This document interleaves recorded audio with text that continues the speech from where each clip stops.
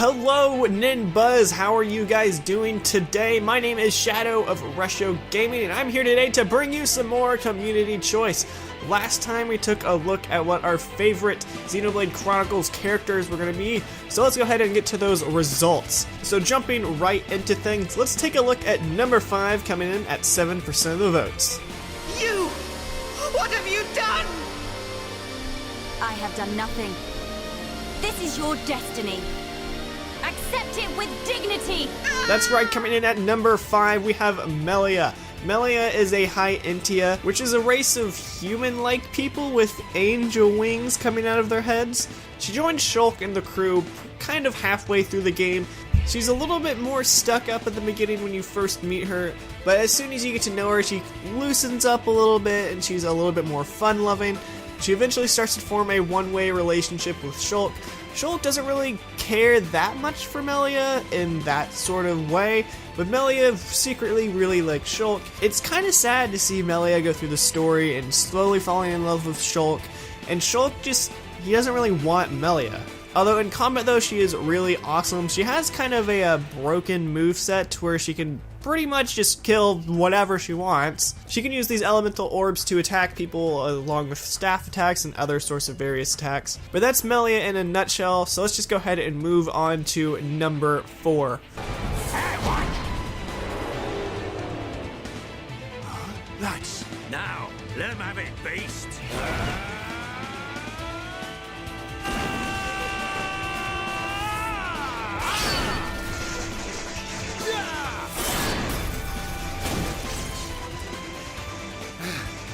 That's right, everyone's favorite mentor, Dunban, comes in at 10% of the votes. Dunban is a really cool character. He was the first person to try and wield the Monado until it destroyed his arm to where he couldn't use it anymore.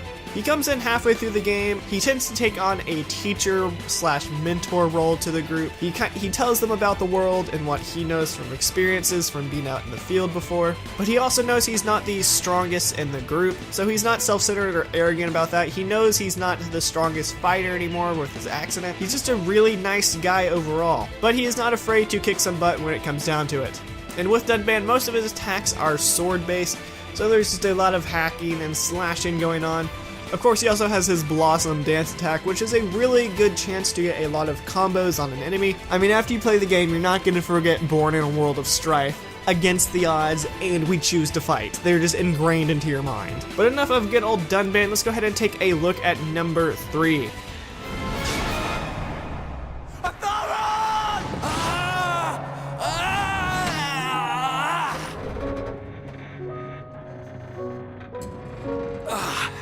That was close. That's right, guys, it's Rein time at number 3 with 12% of the votes. Rein is Shulk's lifelong best friend. They've known each other since they were in diapers, essentially, and he is the one that starts out the journey to destroy the Mechon with Shulk.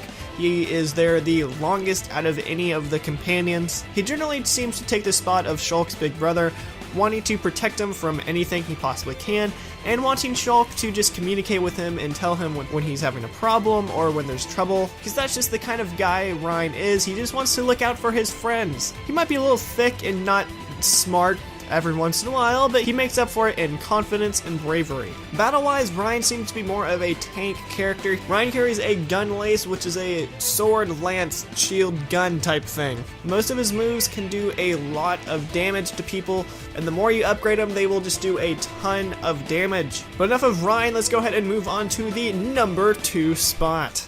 Like a hot knife through butter. Talk all you want, because those words will be your last! That is right, at surprising number 2, Shulk is coming in at 29% of the votes. Shulk is the main character of Xenoblade Chronicles. Shulk is the true wielder of the Monado, and he's out on a journey to kill all the Mechon. Shulk is a really intelligent fellow. He always has something going on through his brain, whether it be good or bad. Although in some certain scenarios, Shulk does act a bit rash, but he usually has to be very, very angry for that to happen. Other than that though, Shulk can see visions of the future. So story-wise, if something happens, he can try and change that future that he saw. It's not set in stone, because he saw it, he can do something to change it. And that works in battle too. Sometimes during battle you will see a flash of someone dying in battle, and either Shulk can protect that person from dying, or you can tell your other party members that that person is in trouble, and they can try and help that party member. It's just a really cool mechanic to have in the game, and it really adds to Shulk's character throughout the story,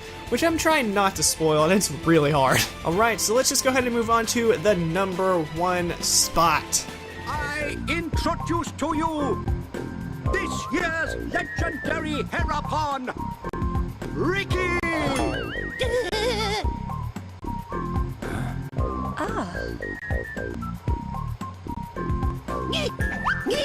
New hum friends, meet this year's legendary Herapon, Ricky! Ricky lives to serve!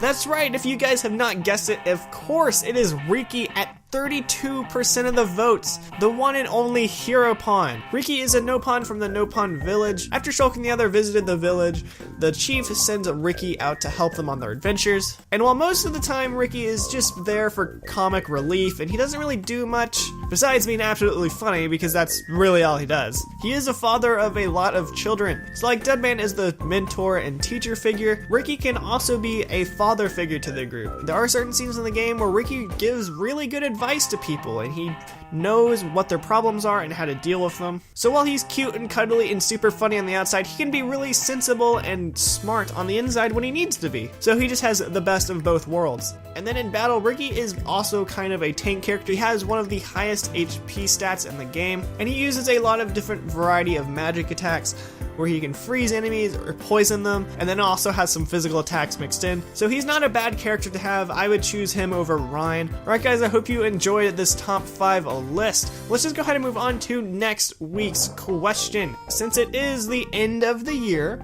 I thought we'd take it back a little bit and look at the year in review. So my question for you is, what is your favorite 3DS game from 2015? These questions have been done in the past, so let's just go ahead and continue the tradition. So go ahead and leave in the comments below what your favorite 3DS game was from this year. Just remember though, it has to have come out in this year. So it can't be something like Smash Brothers or Mario Kart. It has to be from this year. Other than that, post away! And while you're doing that, make sure to subscribe to NinBuzz and like this video if you have not done that already. Also, make sure to check out my stuff where I do a lot of random cool bits of entertainment. And that's really all I have to say for this episode, guys. Thank you so much for watching this video. And until next time, guys, make sure to stay beautiful and have an amazing week.